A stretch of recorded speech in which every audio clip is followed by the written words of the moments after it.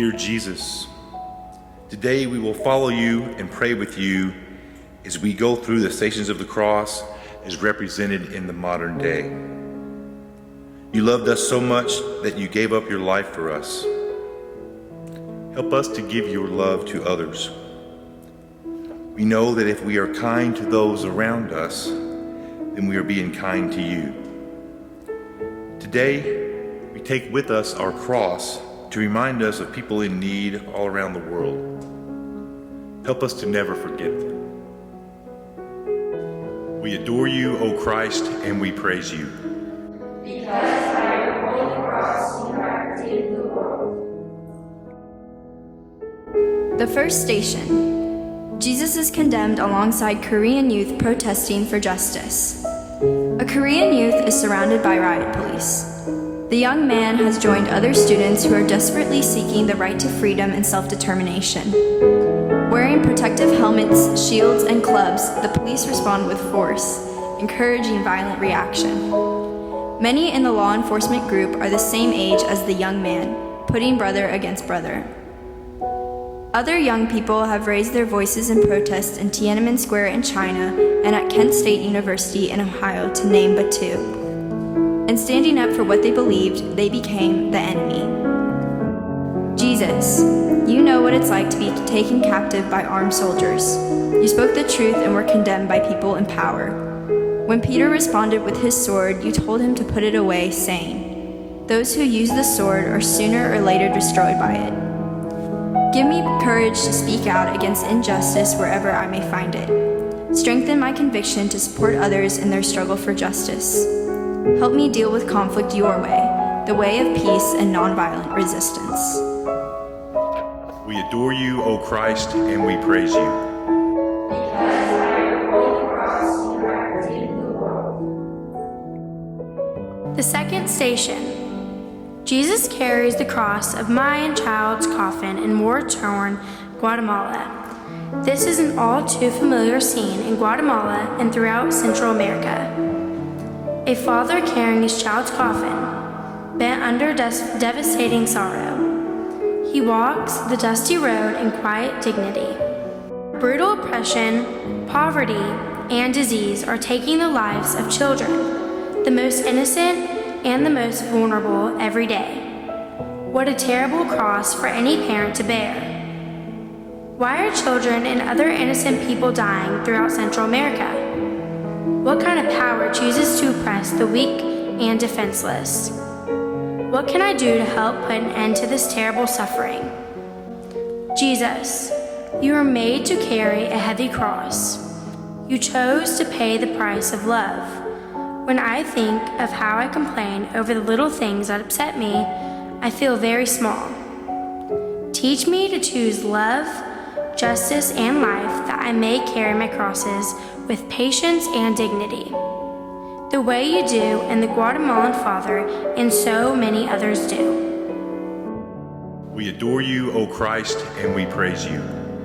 Because by your holy cross you have redeemed the world. The third station. Jesus falls for the first time, overcome by the grief of a Vietnam veteran. A young Vietnam veteran has fallen under the weight of his grief. He is overcome by sadness. His own leg wound is minor compared with the wounds of others. Reliving the memories of war, he feels sorrow, guilt, hurt, and betrayal. He watched friends die in combat and witnessed innocent people being killed. Some of his buddies are still missing in action. He wonders when people will learn to live in peace. Yet in the grieving process, he is cleansed and strengthened. He can go on. Jesus, the weight of the cross crushed you to the ground. Yet knowing that death lay ahead, you still got up and went on. When burdens of sorrow weigh heavily upon me, I often find it difficult to go on with my life. When I stumble and fall, when I mourn for what is lost, give me your strength to rise and walk anew. We adore you, O Christ, and we praise you. Because by your holy cross you have redeemed the world. The fourth station. Jesus meets his mother as a Bangladeshi woman cradles her dying son. A sorrowing mother cradles her dying son in her arms. Her sorrow is reflected in the eyes as she prepares to let him go. She represents countless other mothers deprived of their children because of poverty and disease. He is so young and was once full of life, but poverty does not respect age.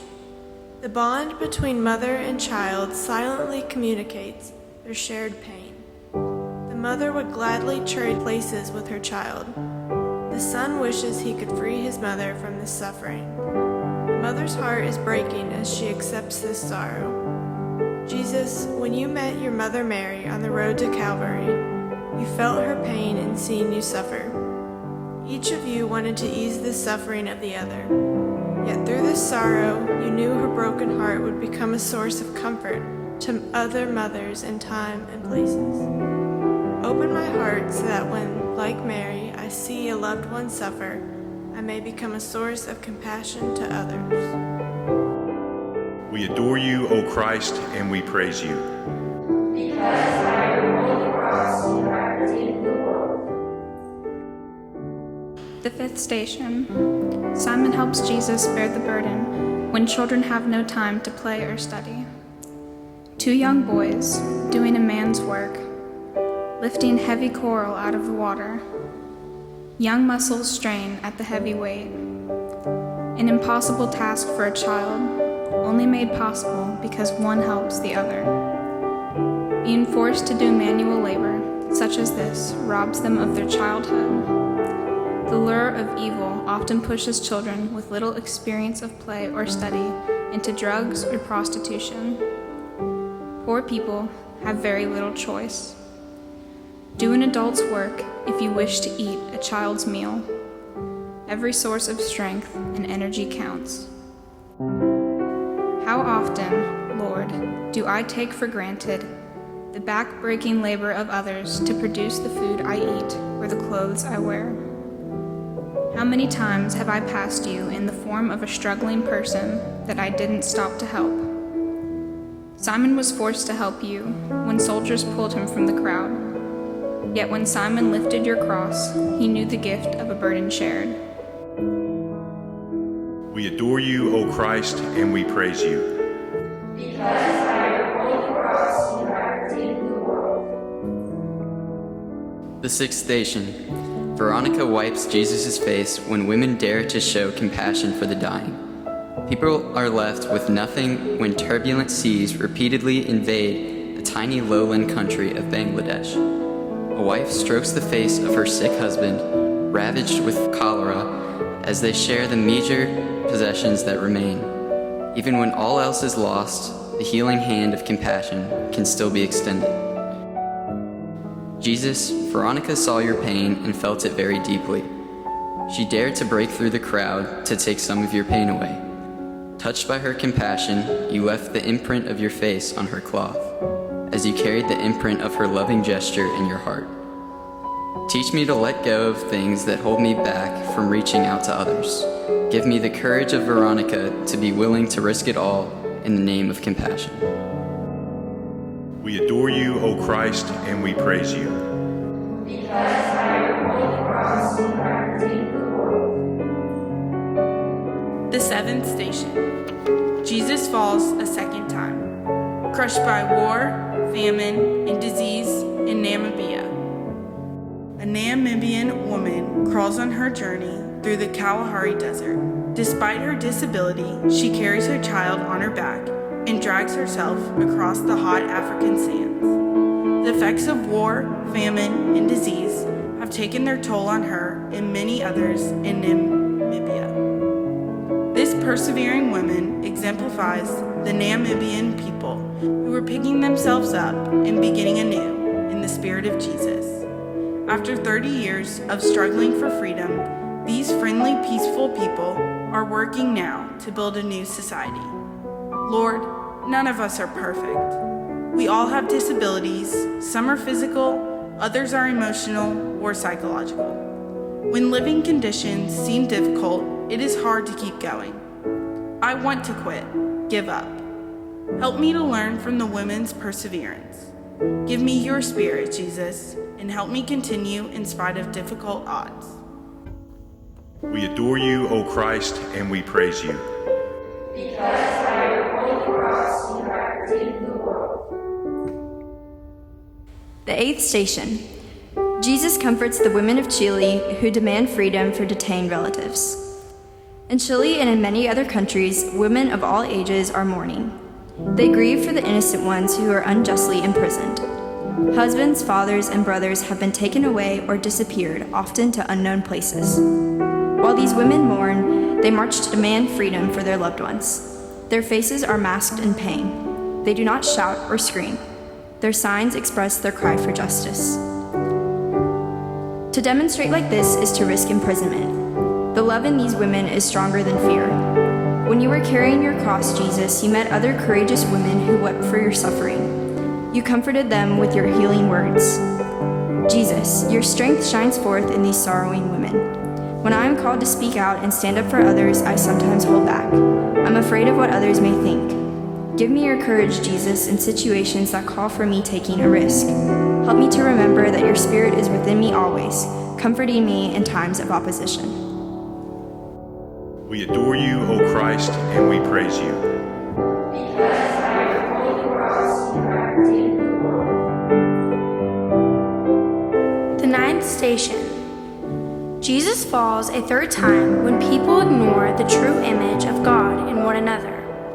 A young Filipino woman in tattered clothing sleeps huddled beneath a store window, the window ledger her only shelter. The weight of extreme poverty forces her into the ground, homeless and deprived of her dignity. A study in irony, passers-by ignore this true image of God, yet are willing to pay exorbitant prices for religious images made of plaster. In the Philippines, a typical statue sells for $245 and a silver rosary for $28. The average daily income is $1.50. Lord, when did I see your face in the least likely, in the homeless, the outcast, or the abandoned, and pass you by? We adore you, O Christ, and we praise you. Because by your holy cross you have redeemed the world. The 10th station. Jesus is stripped of his dignity, and each naked and abandoned outcast of the world. Distressed eyes plead for a sign of recognition. Rags that were once clothing barely cover thin flesh. Alone and starving, the person seems stripped of all human dignity. We are reminded of the prophet Isaiah's words. There was in him no stately bearing to make us look at him, nor appearance that would attract us to him. He was spurned and avoided by all, one of those from whom men and women hide their faces. The church has traditionally applied this description to Jesus. And in our faith, we believe that through Jesus' suffering, all humanity is healed and saved. Jesus, you are the person wearing rags in Bangladesh. You are the homeless person keeping warm on a New York subway grating. You are the child with the swollen belly in Ethiopia. You are each person who is deprived of the basic human rights of food, shelter, and clothing. Help me realize that each time I reject another person, I am rejecting you. Give me new eyes to recognize you in the poor and destitute. Give me a new heart and new hands to work towards alleviating others' suffering. We adore you, O Christ, and we praise you. Because by your holy cross you have redeemed the world. The 11th station. Jesus is nailed to the cross of indifference in a world that no longer honors age. An elderly person struggles along in the Philippines. Wrinkled skin and uncertain steps betray the wisdom that lies within. Earnest eyes reveal a determined spirit. How often the world forgets the giftedness of age and thinks of them as not useful. Growing old should not mean growing lonely and abandoned. Yet this vulnerable image of God is often cast aside as a burden. While accepting the blessing of old age, we must also accept the cross of weakness and infirmity that sometimes accompanies old age. Human bodies wear out. They were not designed to last forever. We will all face this reality someday. Jesus, each time we ignore the elderly, we nail you to the cross of indifference. Give us the insight to appreciate their wisdom. Give us the patience to accept limitations. We adore you, O Christ, and we praise you. Because by your holy cross you have redeemed the world. The 12th station. Jesus dies on the cross of drug abuse, poverty, exploitation, and neglect. Another child dies on the cross of neglect. Children in poverty are often physically and emotionally abandoned, making them easy prey for drug dealers. The lure of money and drugs is very strong. Children become trapped. Steal or deal if you want more relief. Say no and face the pangs of hunger again. Not an easy choice. Who would not want to be freed from the painful life of poverty? In our opposition to drug addiction, we forget that each addict is someone's son or daughter. Every day, we are faced with our own difficult choices. To seek the truth or the easy way out. To forgive or hold a grudge. To be honest with ourselves or to blame someone else. The list is endless. We read in the scripture, choose life that you may live. Jesus, you choose a life of justice, love, and truth. You accepted death on the cross so that we might live. Fill me with your spirit. Help me to choose life in all situations and be a source of hope for others. We adore you, O Christ, and we praise you. Because by your holy cross you have redeemed the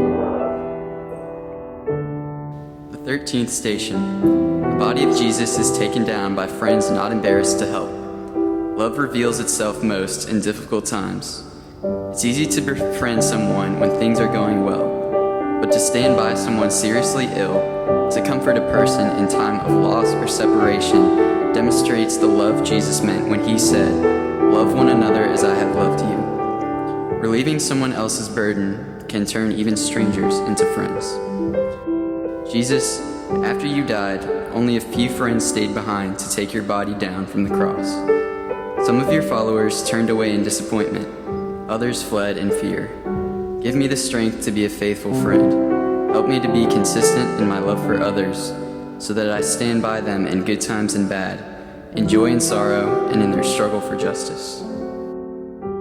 We adore you, O Christ, and we praise you. Because by your holy cross you have redeemed the world. The 14th station. Jesus is buried unmourned in a pauper's unmarked grave in Africa. How carefully this body is wrapped and lowered into the earth. Onlookers express their grief and mourn in different ways. Even the poorest grave can be a proper resting place when the body is treated reverently. Every culture has its own practices for respecting the dead. To be buried as a pauper in an unmarked grave represents the ultimate abandonment in life. Yet so many people in the world are buried without recognition, with no proper burial place. Sometimes this is preventable, other times it is not. Massive deaths occur from famine, disease, and wars. Entire populations are wiped out from earthquakes, floods, and volcanic eruptions. Homeless people die without family or friends. Jesus, you had no burial place of your own. Yet when your body was taken down from the cross, your friends reverently placed it in a tomb. Help me always to remember that each person is a sacred object to be treated with reverence both in life and in death. Lord, through me, your love reaches out to others. When I respect myself and others, I am recognizing and praising the beauty of your creation. We adore you, O Christ, and we praise you. Because by your holy cross you have redeemed the world. The 15th station. Jesus is risen from the tomb of injustice and gives us the power to follow him. Faithful women come at daybreak to anoint the body of Jesus. The guard is gone. The stone is rolled away. His body is missing. They fear the worst. Someone has stolen the body of Christ. Then at that darkest moment, salvation explodes on the world. A stranger stands before a weeping woman and pronounces her name. He sends her to announce the good news. Jesus is risen. In the quiet beauty of dawn, Jesus is risen and gives us the power to follow him. Recovery is possible. Peace and reconciliation are possible. Transformation happens in silent, unseen ways. Jesus' rising shows us that death is not the end, but a passage to a new life. Jesus' rising shows us that new life and hope can arise out of war and oppression, poverty and disease, famine or failure.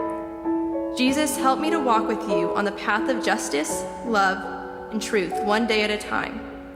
I trust in your promise when you said, I have come that they may have life and have it to the full.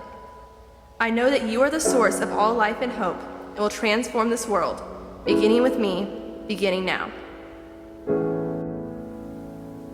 Lord, you have given all people a common origin. It is by your will that they be gathered together as one family in yourself. Fill the hearts of humankind with the fire of your love and with the desire to ensure justice for all. By sharing the good things you give us, may we secure an equality for all our brothers and sisters throughout the world. May there be an end to division, strife, and war. May there be a dawning of a truly human society built on love and peace. And we ask this in your name. Amen.